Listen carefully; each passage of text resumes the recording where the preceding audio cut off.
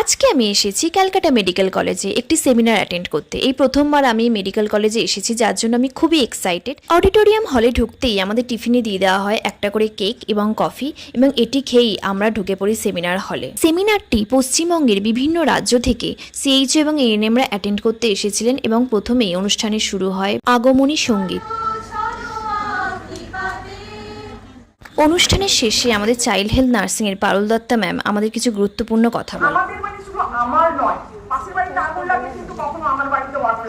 অবশেষে আমাদের সেমিনার শেষ হয় এবং আমাদের দিয়ে দেওয়া হয় লাঞ্চ। বাঙালিদের যতই চামচের ব্যবস্থা করুক না কেন, হাত দিয়ে খাওয়াতেই যেন চরম তৃপ্তি।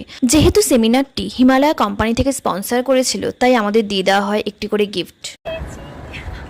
খুব ভালো, তুমি পেয়েছো, খুব ভালো হয়েছে। হাতে করে এই ছোট্ট গিফটটি নিয়ে আমরা চলে যাই বাগবাজারে নদীর ধারে একটু হাওয়া খেতে। এইভাবেই আমার একটি দিনের ইতি হয়। আমার ভিডিও ভালো লাগলে সাবস্ক্রাইব